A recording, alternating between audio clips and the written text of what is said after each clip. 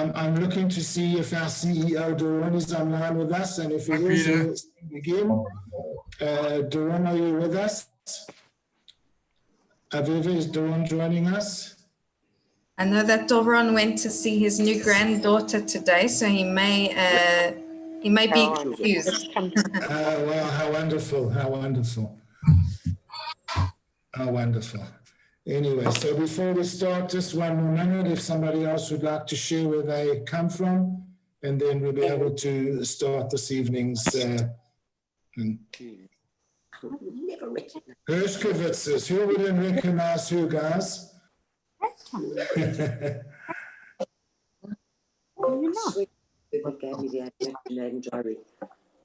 Alan's iPad. Oh, man. Anyway, again, I welcome you all. My name is Teddy Sajtovic. I'm a volunteer at the Telford. We're just about to start this evening's event with Dr. D, Dory. Take your seats and let's all get ready. I introduced you previously to Aviva again once more. If you have any questions while the event is on, some technical issues, please contact Aviva via the chat, and she will help you with any technical issues. Thank you, Teddy. And also, we'll in a minute, I'll be muting everybody. So please, to get the most out of this evening, please keep your microphones on mute. And while you're saying that, I suggest everybody has speaker view. Make sure our camera's on. Okay.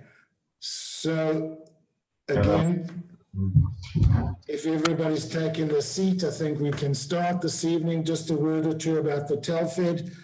The Telford was started in 1948 and has been going ever since, and does wonderful things for the community in Israel. And if Dorianne was here, he would have his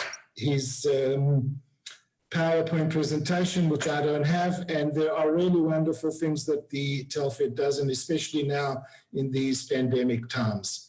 So what we normally say, if anybody can, please make a donation. Aviva will put in the chat box the Telford's website, and if anybody is able to, that's greatly appreciated.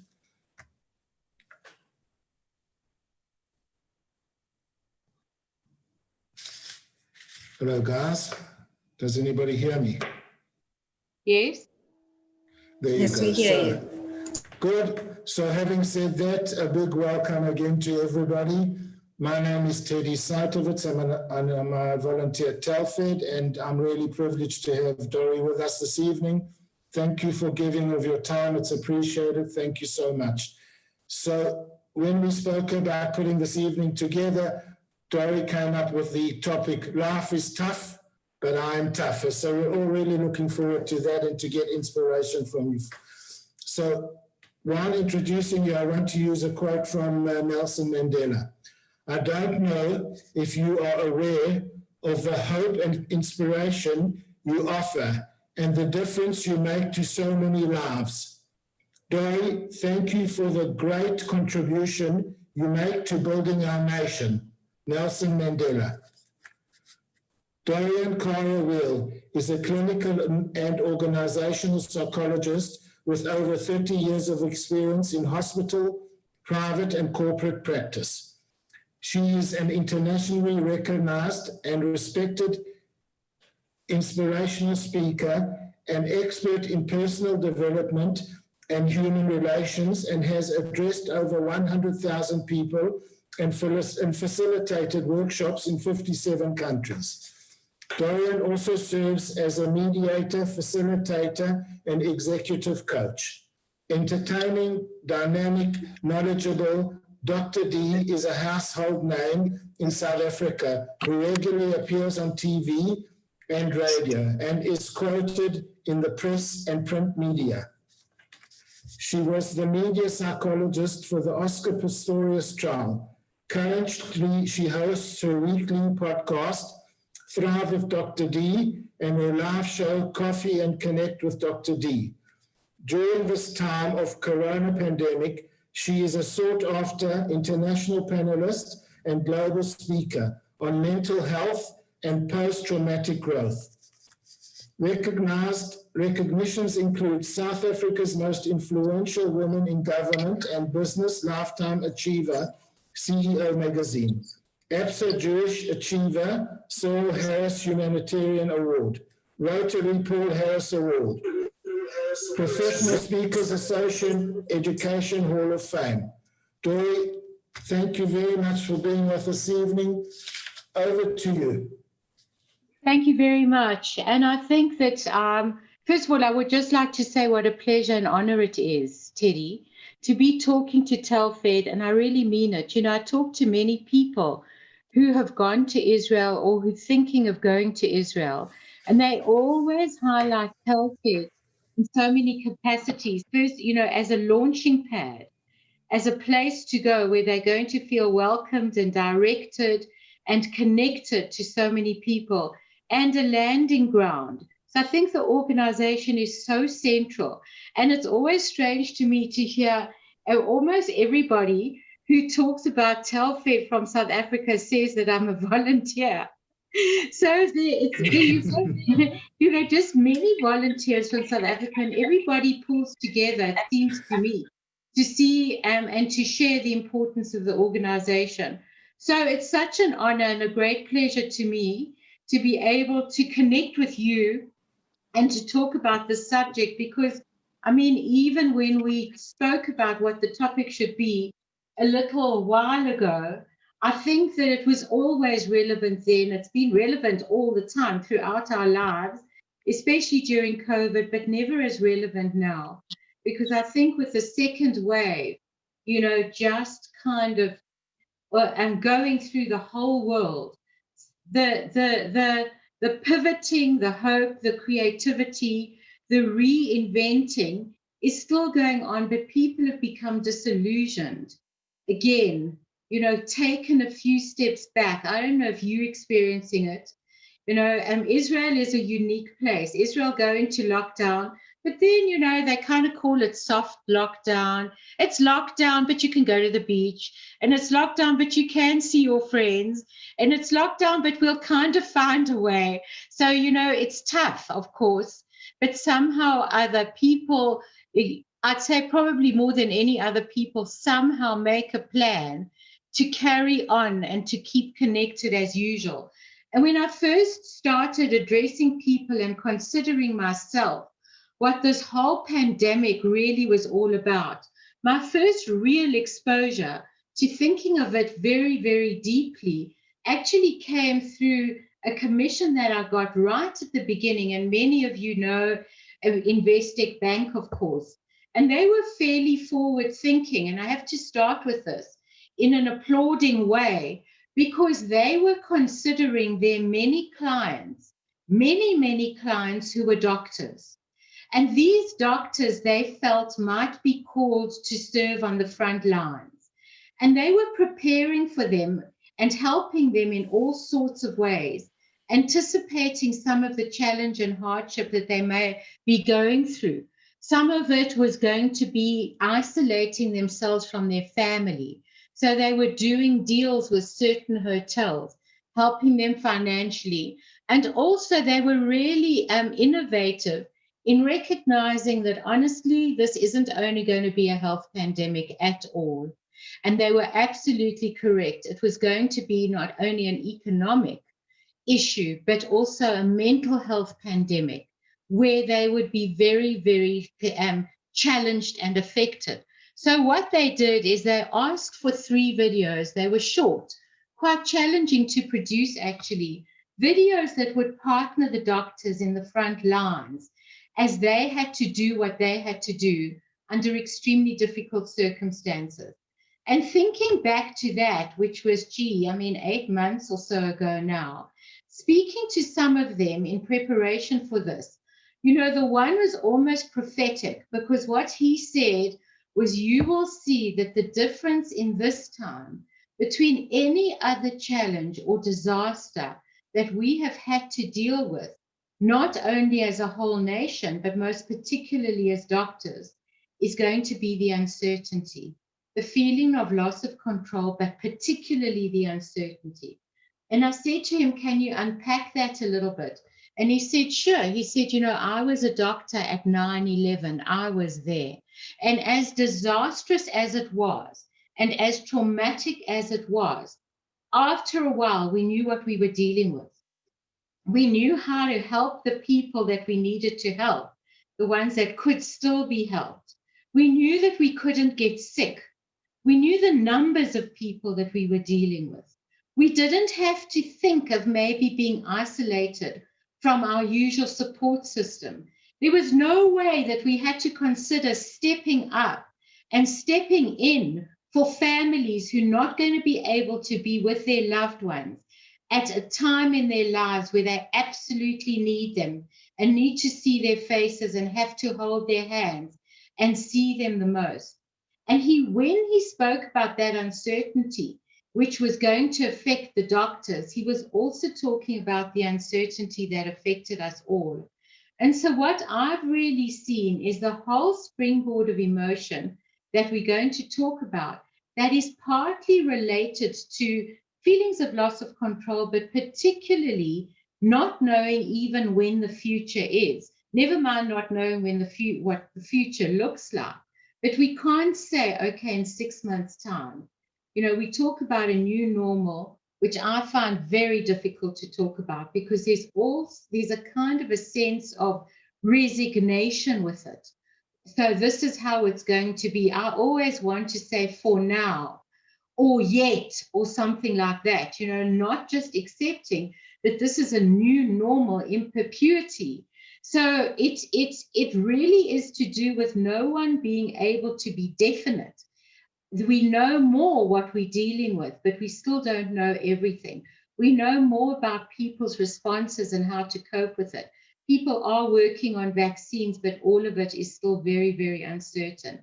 And it's that uncertainty too, which has sparked, precipitated, and exacerbated what we all are really, really going through now. So what has happened is that, and I'm also going to talk about post-traumatic growth, not only post-traumatic stress, but remember the days we used to kind of talk quite a lot about global warming, we still do, but now there's a new term which is being kind of discussed in quite a sad way, actually.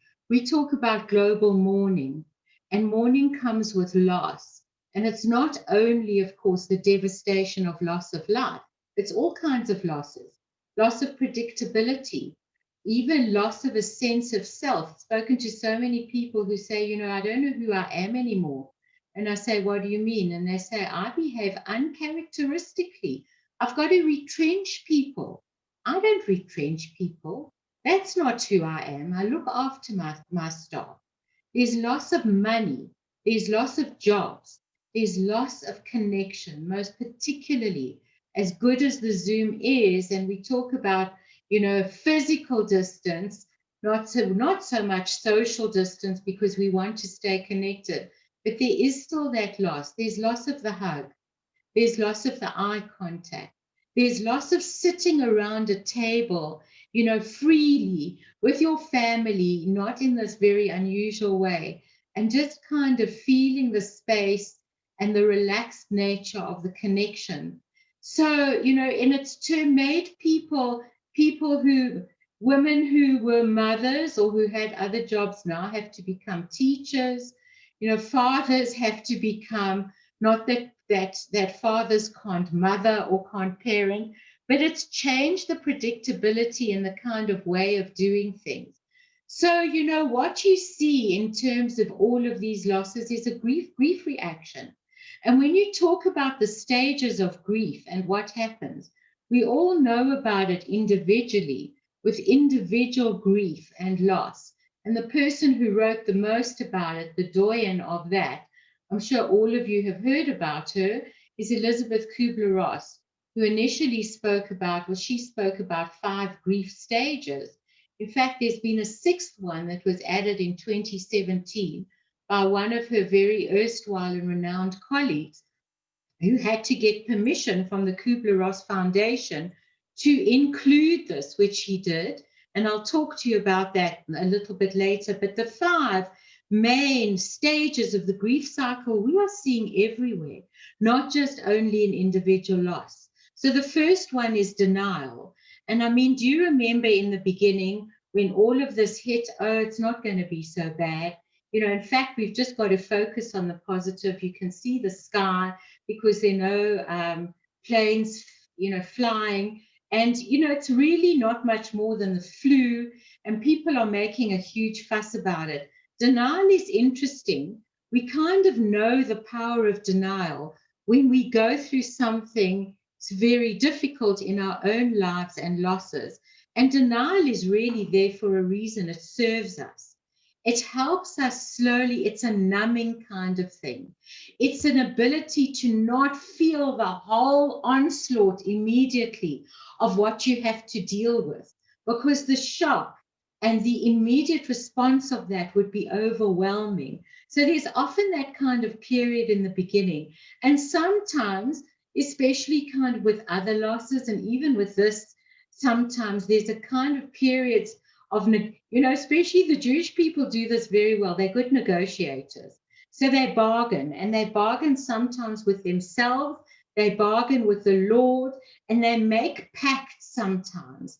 You see this, and they say something like, please, please, if you make this go away, if you make this person better, if you take this away, if I can see my son again, if I feel more comfortable, you know, that I'm not in this stuff forever, I will be the best husband. I'll become a better parent.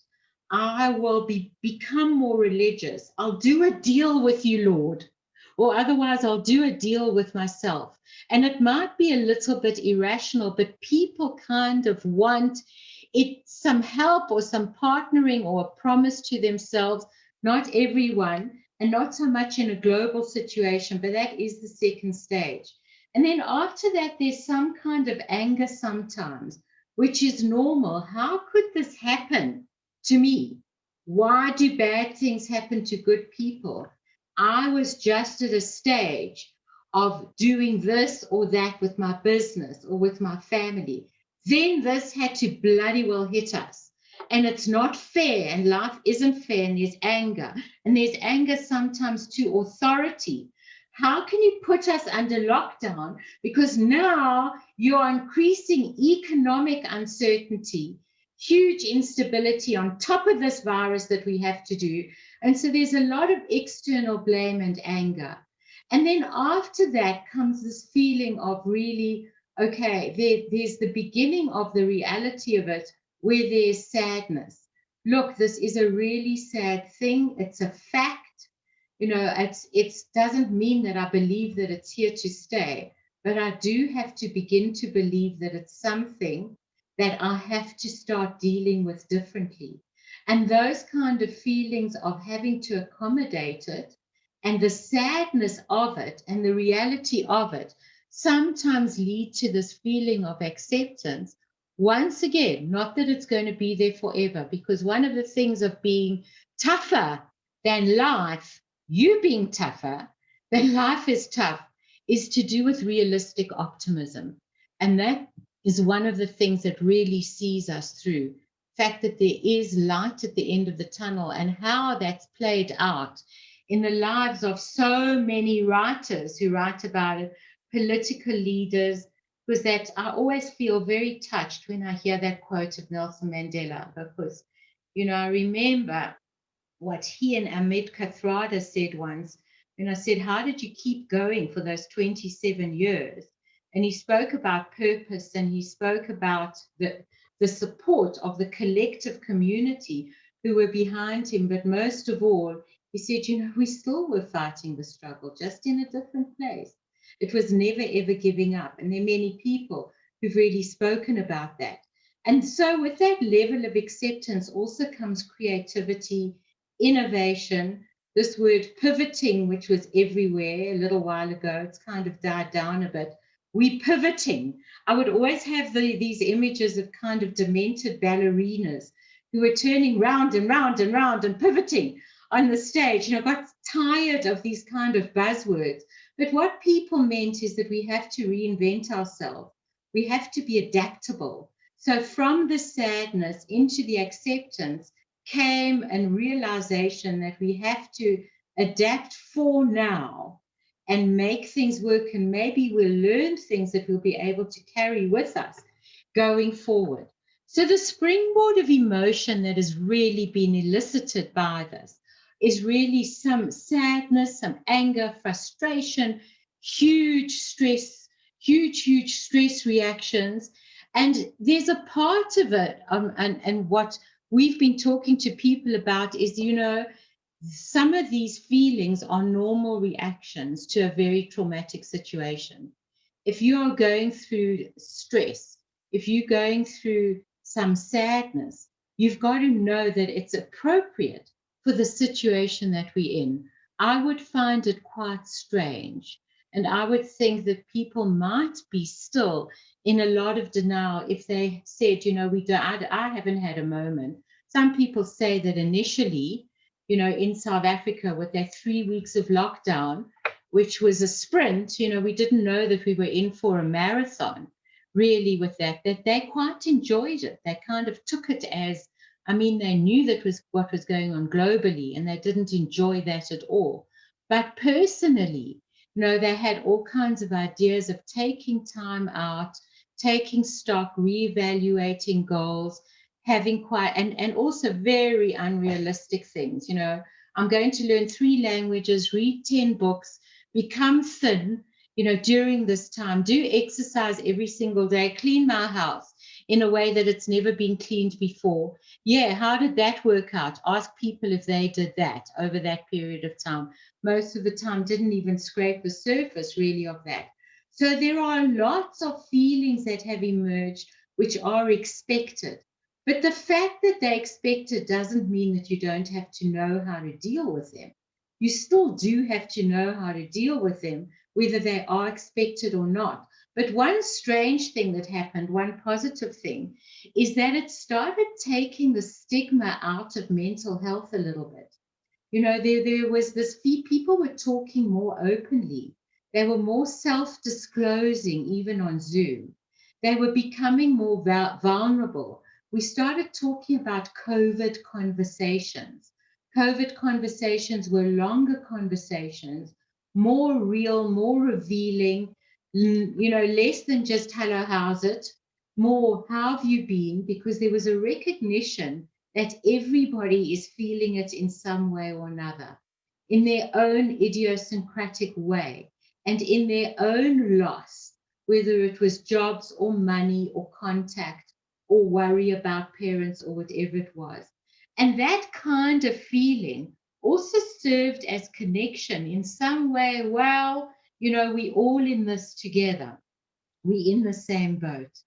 And then, of course, there was the recognition, certainly in South Africa, and I'm sure all over the world, in Israel as well, that you couldn't say the same boat.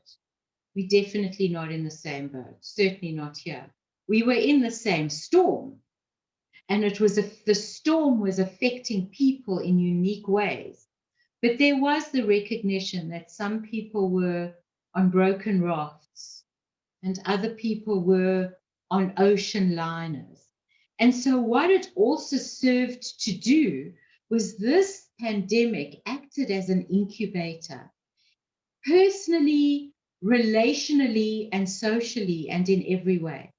Personally, if you had a tendency to be low, if you suffered from depression before, the chances were that this would definitely exacerbate it. If you had difficulty with anger or a low frustration tolerance, this would make it worse. If we looked at couples, we know, we haven't got a lot of statistics, but we've got some, that the divorce rate has increased globally. People were saying, listen, for better or for worse, but not for lunch. I didn't put up my hand for this. So if the relationship was fairly good and communication was good, you could use it as a time, perhaps to enjoy each other quietly, but not all the time, 24/7. You had to negotiate some quiet time. You had to negotiate some space. But I can tell you, if there were issues, unresolved issues, they would often emerge. If there was an elephant in the room, sometimes a herd of elephants, And I tell you, I burned myself. I gave wrong advice in the beginning to one couple, and I said, okay, that issue, that kind of hidden secret, that thing that you haven't spoken about, well, perhaps now, in a quiet way, I can tell you that it didn't work out. The thing actually exploded. They didn't have the capacity or the skill or the resources to deal with it, which they tried to do without a third person. So we've seen an increase in people making up their minds about relationships that they are very grateful for and that they absolutely value, and also making up their minds, okay, well, this has really put it into focus for me. And there's definitely been an increase, especially, in this country and maybe elsewhere, of things like gender-based violence. And the incubation effect has also been there in terms of society. The divisiveness that there might have been in different societies, the haves and the have-nots, the rich and the poor, the disparity in groups of people became more highlighted. So the poverty, the focus on the poverty was immense. But what that also did is that I'm very privileged to be on the board of the Jewish Achiever Awards. And in judging the Jewish Achiever Awards this year, which is going to be virtual on the 29th of November, I just feel so humbled, absolutely humbled, and blown away how people, young people, and people who had resources have stepped up with just serving not only the Jewish community, but all the people of South Africa. The Jewish people do it disproportionately in terms of the small Jewish community, the meals that they've served, the PPE equipment that they've flown in from all over the world, the field hospitals that have been built by people in our community. So that disparity also had some sort of positive effect of people feeling more connected and really being much a responsible part, really a responsible part of the human race. So if I'm saying to you that some feelings like sadness and anger and stress reactions that might manifest physically or psychologically or socially or whatever are normal, how do you know when they're not normal? So when do you seek help?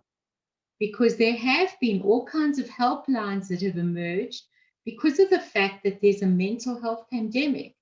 Increase in kids in depression, one study in the States showed by 40%, and lots of other issues, anxiety, of course, huge anxiety and depression. So when do you say, okay, everyone's got it, I should just kind of suck it up and tomorrow will be better? There are a few things that you look out for. The two main ones are really duration. How long has this been going on for, this feeling of being overwhelmed by anxiety or sadness or feeling a little bit disassociated, and how bad is it? So it's duration is one aspect of it. Extent is another aspect of it. And the main aspect of it is, how is this affecting your life? And what people do is they tend to want to let it not affect their lives, of course. That's the default mode. I'll be better in the morning. It's just a stage that I'm going through. This isn't me. I don't really recognize myself. But when you see that your work is being affected, and when you see that your relationships are being affected, and you can't deal with your life in anything like the same way that you are, I'm not saying it's too late, but you definitely need to pick up the phone and recognize it.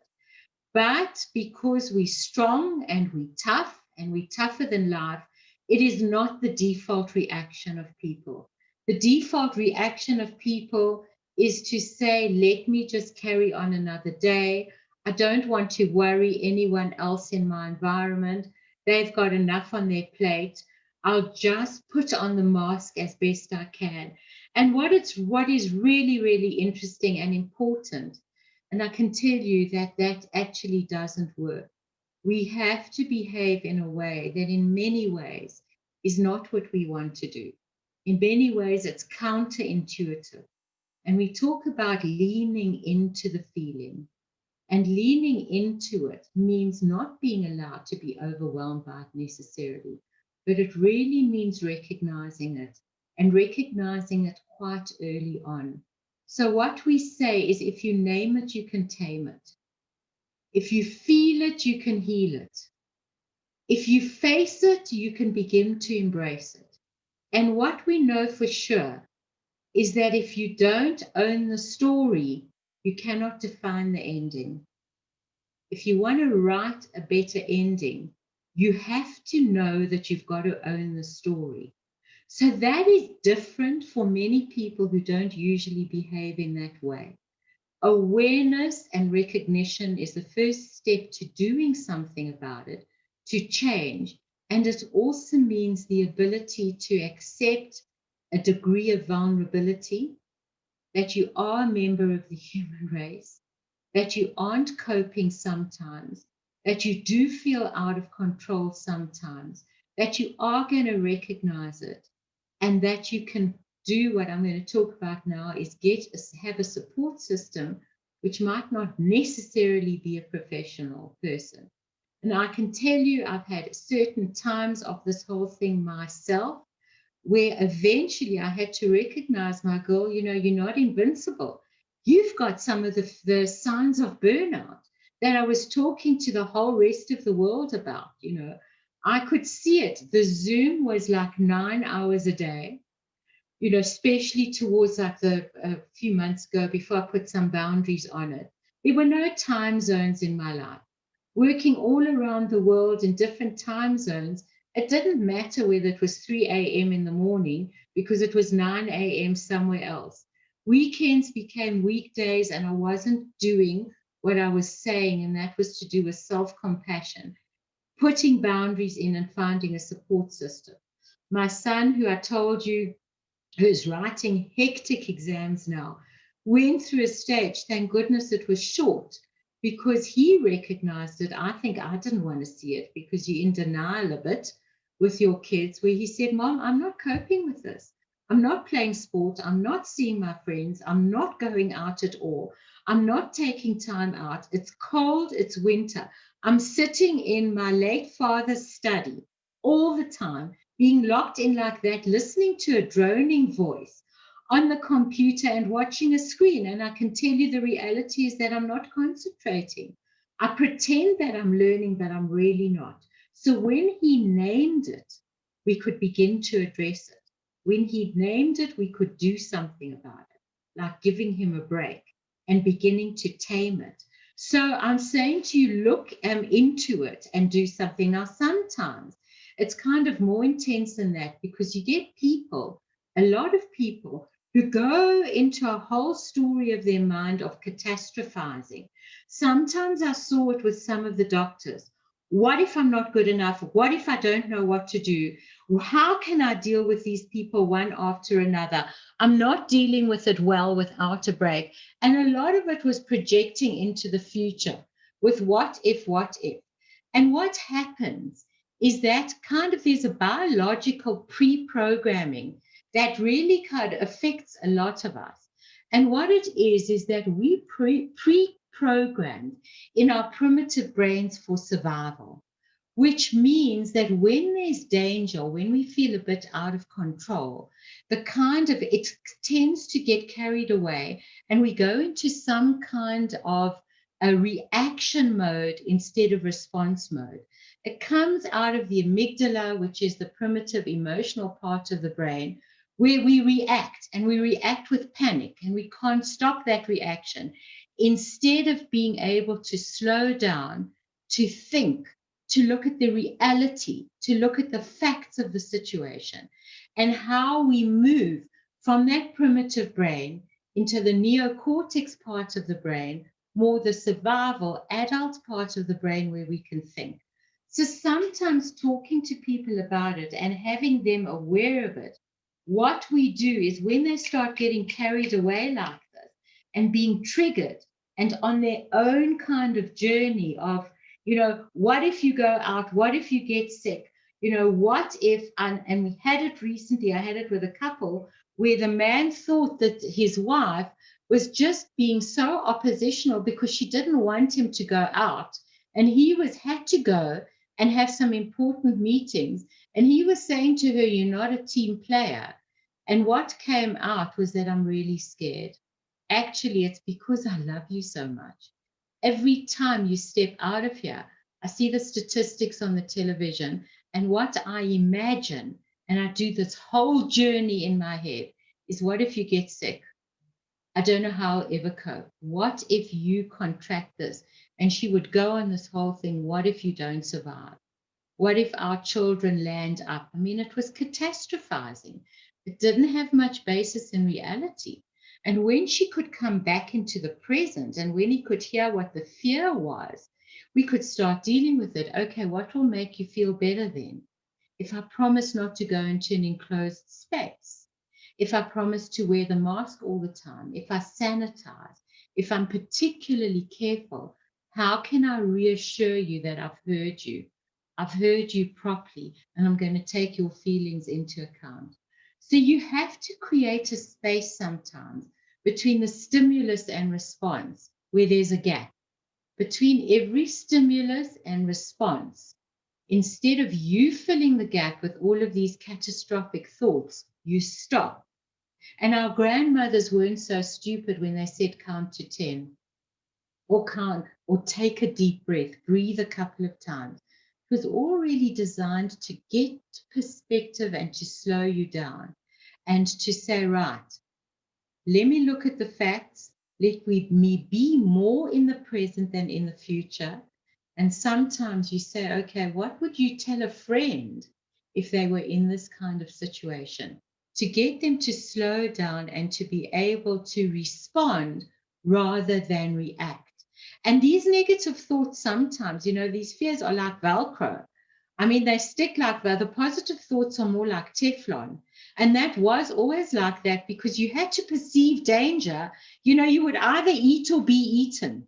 And the ones that survived back in the day, when this brain of ours was designed, was the ones who could perceive danger first and who could see danger best. And somehow we've still got a lot of that is pre-programmed into it. So it's how do you see the response? How do you recognize it and respond rather than react? So to stop dealing with catastrophizing and ruminating and so on. So what happens if you don't honor those feelings? You will find that they're going to spill out. You won't be able to hold them in the long term, and they manifest in all sorts of ways. So sometimes physically, sleep disturbances, lower backache, appetite problems, or so on. Sometimes psychologically with low frustration tolerance, or behaving in ways that really have got nothing to do with the real situation being triggered in that kind of way, psychological ways and behavioral ways that start manifesting. So it's best that you take a look at yourself and what am I going through? And then following that, there are two important things that you need to do.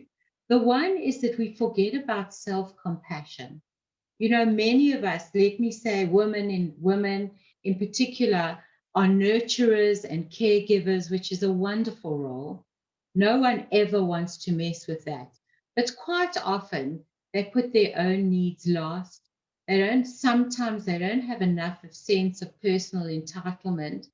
I need some space too. Will you help me? There are two people in this relationship, not only one. I need a bit of time out, however much I want to do it. We know about the importance of how you practice self-compassion by looking after yourself physically. Every TV station at one stage was talking about exercise, talking about diet, and talking about sleep. Those three things as being important. Doing some exercise, and there's so many ideas about what you can do even in small now. We passed that, we can walk around, but the importance of exercise. But taking care of yourself almost like you would a younger person that you love. How would you look after someone else? So sometimes I say, just look after your husband's wife, please. Or look after your children's mother. And the guys have a different kind of way of coming down on themselves. they take a great deal of responsibility. This whole family rests on me. I've got to make this work. I have to be tough, even though life is tough, tougher. And then offering themselves that kind of cutting themselves some slack or taking a break themselves is also quite difficult. So it's important, I always think of the days that we used to travel. Do you remember those days? I mean, it feels like ages ago where you would sit on the plane and what would be the first announcement that would be made? Put on your oxygen mask first before you take care of the needs of children or other people. And it's quite a good metaphor. It's saying you have to remain strong. You have to take care of yourself. You have to cut yourself some slack. You have to be authentic about listening to your own inner drumbeat and what you want. And if you say yes when you really mean no, you don't have enough sense of your own personal entitlement. Here's the thing, which is amazing. It often backfires to the very people who you're trying to be nice to. Start building up resentment. I feel, and how can you make me do this or expect me to do that or whatever? And the person on the other side often doesn't know what the hell you're talking about because you said yes when you really mean no. It's rather better to not do it in a submissive or an aggressive way. It's not I win and you lose or I win. Your needs are important. They're incredibly important. And I love you and they are, but so are mine. And you have to do that in order to keep clean space. Otherwise, the space gets very murky and full of stuff that is difficult to kind of clean out. So the practice of some kind of self-compassion, whatever floats your boat. Is it watching a Netflix series? Is it saying I need an hour on my own? Is it planning an exercise class? Is it talking on the phone and making connections, to people who are important to you? Things that really fill you up. And the other thing, of course, that's incredibly, incredibly important is we know and we've known forever about the healing power of support. There are many books that are written about it. One was written by the Dean of Medicine, the University of California in Irvine. His name was Dean Ornish, and he was a renowned cardiologist. He actually did a great deal in developing the stent, and his book was Love and Survival, the scientific basis for the healing power of intimacy. And it was packed with research to show that people who had connection, some sort of someone on their side, love in their life, which didn't necessarily mean that you had to have a life partner, but someone who you could call on, someone who would have your back, someone who could be there. You didn't feel isolated in the world. People who had that got sick less often and got better more quickly, scientifically. So what we're finding is that human beings are wired for connection. They are just simply wired for connection. And so this part, this challenge where we have to not have the same connection or reinvent the connection really calls for us to make a concerted effort to find your tribe. By your tribe, you can have a tribe of 1. You can have a tribe of 3. But characteristics of the tribe is that someone who cares about you and who doesn't act like an echo chamber. You've all got friends where you say, I'm going through this, and they say, oh, well, you think that's bad. Let me tell you what I'm going through. And becomes like a competition of who's having a harder time. And the person is not able to listen to respond. You want to find people who can listen empathically to respond instead of to understand. I'm sorry, I made a mistake. I mean, listen to understand, not to respond. We're all busy thinking about the response, what we are going to put into the space when we've got a minute, how we can challenge the person, or how we can give our own or a different point of view, instead of just listening to say, I see. That's why I love that South African greeting, Sawubona. I love Sawubona, because sawubona means I see you. Can you imagine greeting a person that says, I see you? And the seeing you means I see you properly. I see your emotion. I can develop that kind of emotional literacy and respond to you empathically. And I can say that kind of feeling of having someone or someone having your back. I mean, I mentioned it, I think earlier, there are many people on this call who know me well and who know my circumstances. I lost my husband 7.5 years ago. I think that I've coped fairly well. I'm very lucky that I have a great support system and most wonderful family. But I can tell you over this time, there've been plenty of times I finish a web like this and I look at the bottom of the screen and it says leave meeting, pop, and you're gone. Then I turn around and there's no one there.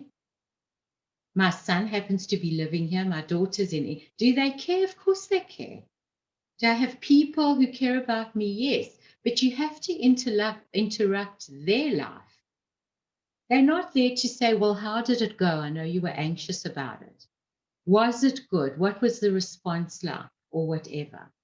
So, I have missed that. And I've really recognized the importance of that. For over this kind of time, it's become really, really highlighted.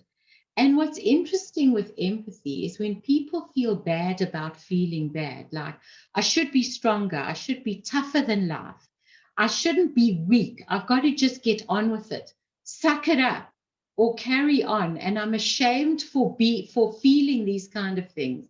When you get empathy or an empathic response that I've just spoken about, the shame goes away. Shame cannot coexist with empathy, because when you feel understood and validated and not judged and heard, it's very difficult to feel shameful about how you're feeling at the same time. So empathy is like kryptonite to shame, and it does a lot for dealing with that really shameful response. And then I just want to say a word about positivity and optimism, and then a few things about what we've learned through this time on the post-traumatic growth part. Because if we don't recognize our feelings or deal with them, we're going to be a world of post-traumatic stress. That stress will last, and it's going to be manifest and triggered in so many different ways, like we see with survivors of Holocaust sometimes, like we see with the people who were in the struggle and the victims of apartheid. I see them with nightmares still, because the default mode was it's over, the past is the past, you can't change the past, so get on with it. Well, here's the thing, the past isn't the past. The past affects the present, and it also affects the future unless you deal with it. And if you deal with the prevention of post-traumatic stress, you also might be able to embrace some of the incredible lessons and generate some post-traumatic growth. But positivity versus realistic optimism, I don't know about you, but you remember it was quite a lot towards the beginning of all of this, where every single WhatsApp or every single email was saying, be positive, stay positive, stay positive. There are dolphins in the canals of Venice.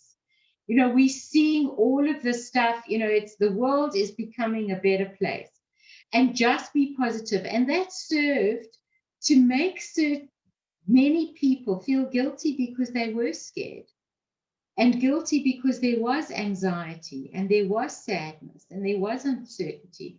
But everyone around them was saying, no, that's not okay. Just be positive and everything will be fine. Well, optimism and positivity isn't the same.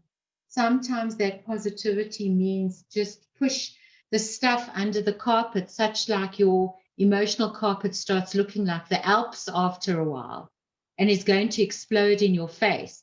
Optimism is different. Optimism is belief that there's light at the end of the tunnel. Optimism is more to do with hope. When Sigmund Freud was interviewed at the turn of the century, and they said, listen, Dr. Freud, you've written about psychotic people, crazy people, neurotic people, dysfunctional people, unhappy people. What would you say about people who cope, who feel fulfilled? And he said they have someone to love, again, not necessarily a life partner, but someone who you know is on your side, something to do, having some sort of reason to get up in the morning. But this is what I'm talking about now, something to look forward to, which meant that even if you were in a dark place, you could see that it wasn't going to last forever. And you could look for possibility. You had to face the reality, but also look for possibility. And I tell you, one of the people of our community who epitomized that best, you all know the story of Viktor Frankl, Man's Search for Meaning, and he was in the concentration camps. And I had the privilege many years ago, he actually visited South Africa and he spoke in Pretoria.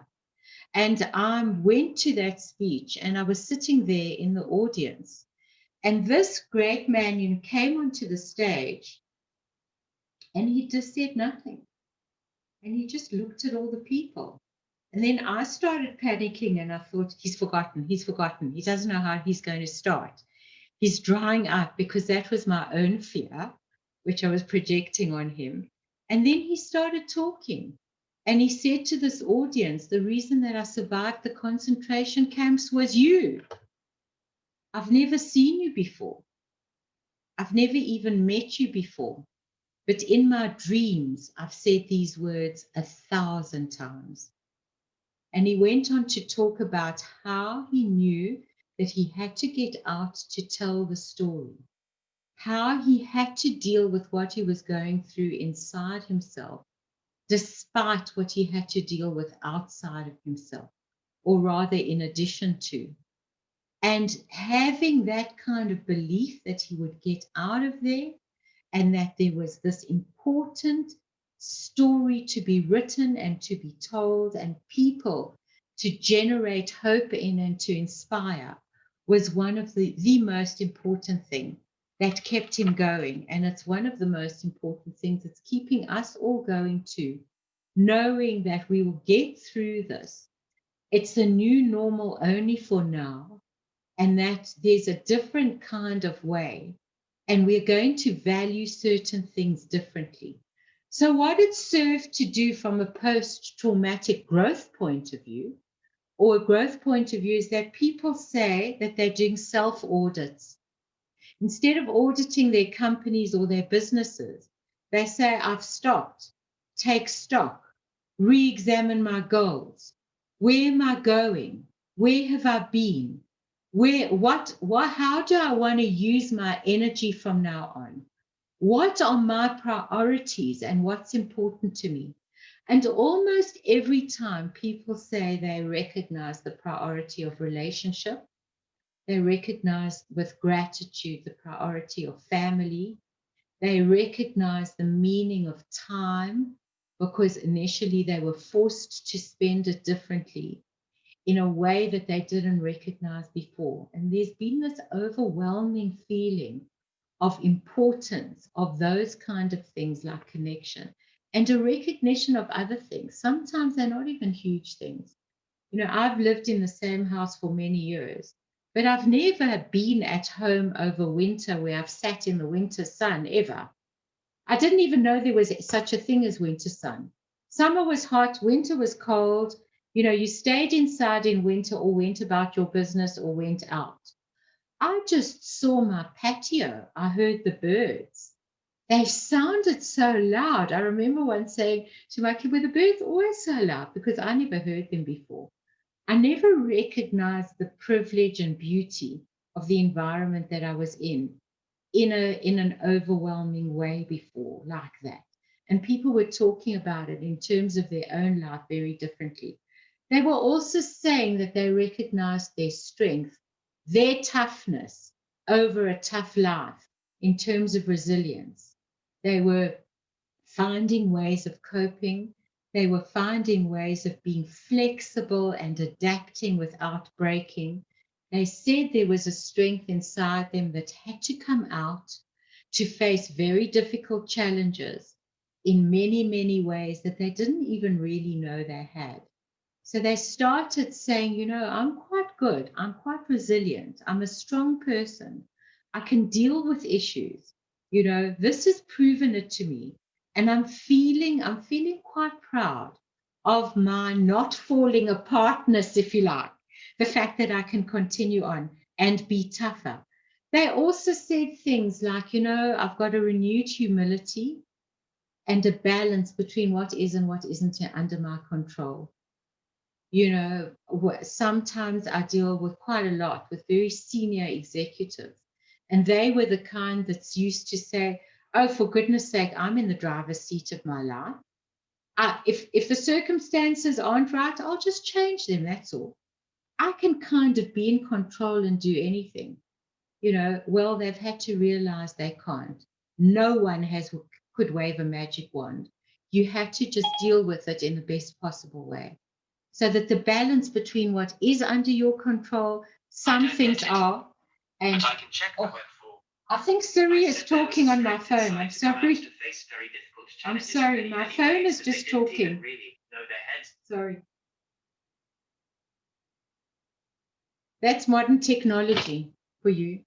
My phone just started talking to me. Anyway, what I was saying is that people are recognizing that they're not in control of everything.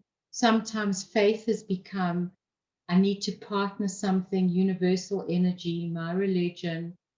I need to feel more connected to that on my side because I'm just not in control of anything. The recognition of the fact that the future is now, not necessarily one day when. If I want to make some important changes, there's a feeling of an acceleration of needing to do that because of a recognition that the rug can be pulled out from under your feet quite quickly. And people are saying that, as I said, they're more connected to the rest of the human race, much more compassionate than they were because of this effect in everyone, and they've developed more patience because they've just had to. It's not so much instant gratification. Things have to take their course, and that you have to find your place in it. And they've learned a lot along the way. Sometimes smoked the coffee, played with their children, done things that they haven't really done before. And they're saying that these are things that they want to take with them, even after this is over and after this is finished. And the last thing is they're saying, you know, don't talk to me about face reality anymore. If I hear, look, you better face reality because this or that is impossible. First of all, it was impossible. The world was going to be affected by a global virus, by something that was in the air that we couldn't see, that we couldn't control, and that would be like a pandemic and a plague and wipe out a lot of people. Are you crazy? What have you been smoking and what movie were you seeing? Because, yeah, it sounds like it could be a good science fiction, probably B grade, but that is so out of touch with any reality. So look at what's happened. So people are questioning what is possible and what is reality in a renewed and exciting way. And just to end, when I talk about that, it reminds me of that wonderful story of Itzhak Perlman. Many of you know that he's, of course, Itzhak Perlman, the absolute renowned musician and violinist. I don't know if you know that he was struck with polio when he was very young. And so he walks with calipers. And his concerts, of course, are absolutely renowned. And he has a following, and they're booked out, ages in advance. And there's this wonderful, wonderful account of one of the concerts that he did. I think that it was in 1994 from memory, but I do know that it was in New York at the Avery Center Lincoln Auditorium, New York City. And the audience know the ritual. They know that he starts from the wings, that he walks very slowly, one leg in front of the other with difficulty. And as they do, and as he does, and he does this reverent journey, they all calm down and they become very, very quiet in honor of him. And then he sits down and he undoes the calipers on his right leg. He physically picks up the leg with his hands and places it over his left leg. And then he picks up the violin, puts it under his chin, nods at the conductor who starts to play. And this time was no different from that. He went through the whole ritual. They were quiet. And he nodded for the conductor who struck up this wonderful violin symphony. And the account is that within about 10 minutes of that concert, that audience heard like a bang, a loud bang like that. They got a fright. Some said they thought that it was a gunshot. Others didn't quite know what happened. And then they quickly realized that it was one of the strings of his violin that had broken. It had just snapped. And so there was this pregnant silence and a kind of collective breath of what is he going to do now?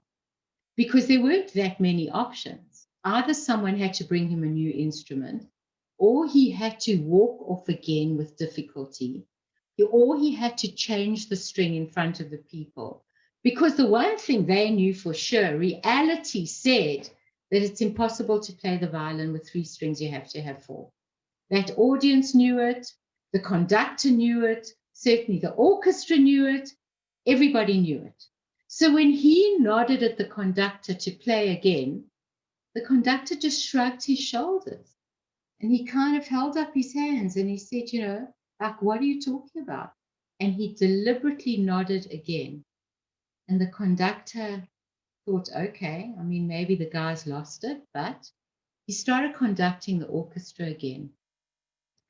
And what came out of that violin, people say that there are no words to describe that music. He had to recompose it. He had to make the instruments reach, that instrument reach notes that they had never heard before. And they said that it was an absolutely compelling, unifying, mesmerizing, privileged experience to sit with their mouths open and witness what was going on when it wasn't supposed to be real, really in front of him, in front of them. And then at the end of it, they stood up as if one and applauded and applauded and applauded and applauded. And eventually he held up his bow to the audience and tried to calm them down. And he did what he never does. He spoke to them. And he said, you know, sometimes in life, you play with everything you have. And sometimes you have to play with what you have left. And from that became the statement, like, don't leave this world with your music still inside you. If you have a dream, if there's music that you want to play that is still inside you in whatever shape or form might say, don't let anyone say just face reality, it's not going to happen. Because especially after this, we know that, sure, we could take on challenges. The life is tough, but we are tougher. So thank you very much, Teddy. Thank you, Dory, so much. Thank you so much for your inspiration and your words. I see that Dorianne Cara has joined us, but before we go to Dorianne, I want to open again the floor to questions. Please open your questions, and you're all welcome to unmute yourselves and ask Dory a question. Just give her a minute or two to drink a glass of water there. I also see that Batya Shmukla, our chairman, is with us, so questions, please.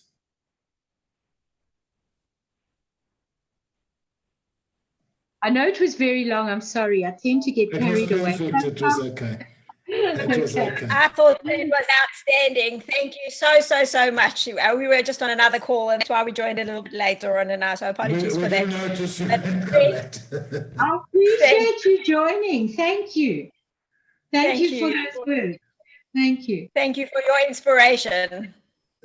Yes, really, thank you. So there are a lot of personal friends of yours, and they're all welcome to really share their screens and open their videos and ask questions, guys. So I'm going to ask a question if nobody else does.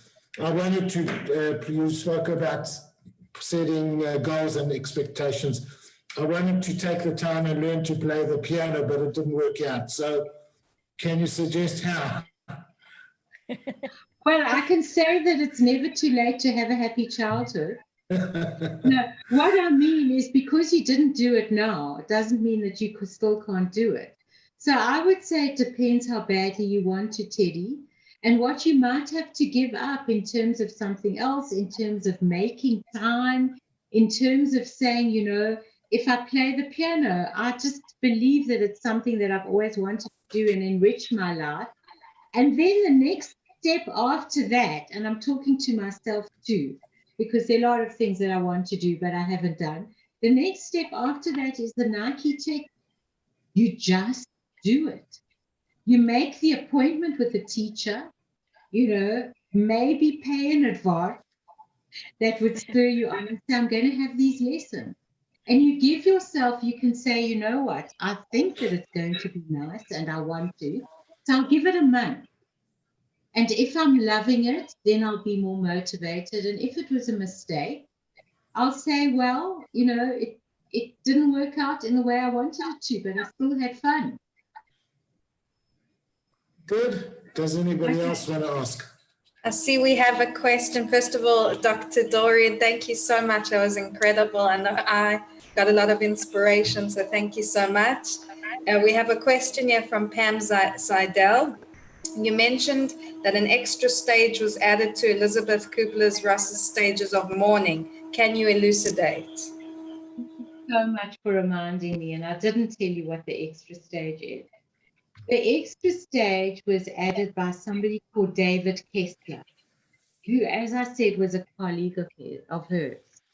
And what happened with David Kessler, he'd been working with her for many years before she passed away, is he had a son who was killed. And he had to go through all of the things that he'd been teaching and dealing with other people now became his own. And after that final stage of acceptance, he said there has to be another stage, and it's called meaning.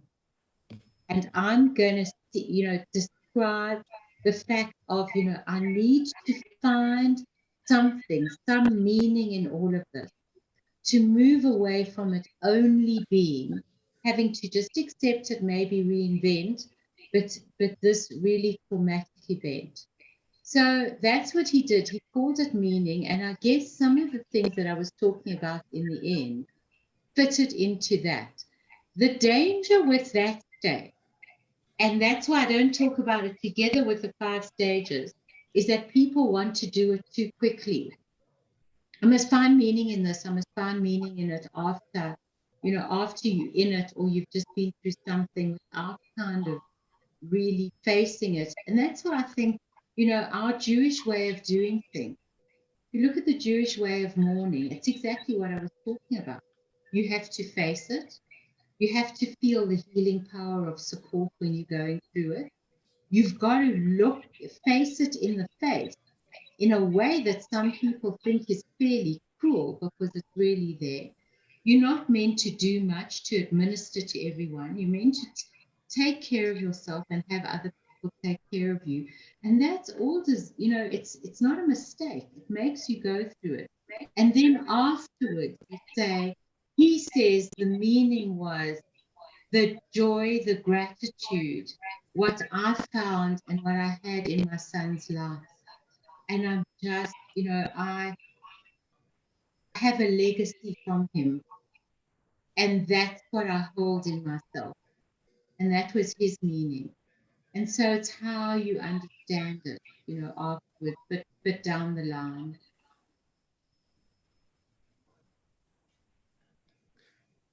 Dory, I wanted to say thank you so much. I've been listening here in the background. It's great to see you again, and thank you for sharing of your amazing knowledge and your emotional intelligence that just talks to our heart and gets us to think properly, and for us to realize we're not invincible. Yeah. We can recognize our weaknesses and deal with them. And although in the beginning you spoke about Zoom and the challenges of Zoom, I'm just so happy that Zoom has enabled us on this here in Israel to be able to connect to you and to be able to hear from you tonight. So on behalf of everyone at Telfed, I want to thank you so much for that. And I want to thank Teddy. Even Teddy are the ones behind organizing all these events. So to Darabah, to both of them, and Mel, who is always there, Mel Cohen, making the shidduch for us as always. Just great to be in touch with you again and to see you again and to hear your words of wisdom. So thank you for sharing. Thank you very, very much. I mean, I think that a mazel tov is in order, I understand. Yes, Dorianne. Mazel tov to you. Okay? It's really, really nice. Congratulations. Thank you. Yeah. Wonderful to Fed. join the special grandfather. Very special indeed. Sure. I saw And my I can granddaughter for the first time today. At least it wasn't by Zoom. Yeah, up by Zoom, face to face. That's I'm not beautiful. taking away from your thunder, but I see that Louise Podolsky Louise Pluchok, is also online, and she became a granny today too. Mazel tov to Louise. Oh, mazel tov. Oh, Louise, where are you? That's lovely. Really lovely. And her mom Rose, who's now become a great grandmother. Lily was. And talking about great grandmothers, my mother also became a great grandmother, as you may know, with one of my brother's children in Switzerland. So we have little Iris afterwards. Mazel it's tov. a good energy going around of lots of new children. It's wonderful. Amen. So there's lots of celebration. Lots of Absolutely. celebration. Yeah. Positive. Good. So again, thank you, everybody. Before we let Dory leave meeting, I did want to add one thing, if Doran's finished, that we have upcoming events on Sunday at 11 o'clock, Ancient Ashkelon and the South African connection to Ashkelon. So if you can join us, you're all welcome at Sunday at 11 o'clock. Doran, sorry I chipped in, please. I just want to say thank you, everybody. And I want to thank also Teddy in the beginning spoke about TELFED and all of our absorption services. Dory mentioned wherever she goes, people speak about volunteering for TELFED. If you want to be involved with volunteering, please be in touch with Aviva. That's her portfolio. And also, TELFED is an organization that's received 2 government awards for excellence. And you would assume that if the government gives us awards for excellence, they will also give us funding. And actually, government funding for TELFED is less than 1% of our budget. So if you're looking for a very good cause to support, helping Southern African Olim with their absorption and Australian Olim with their absorption.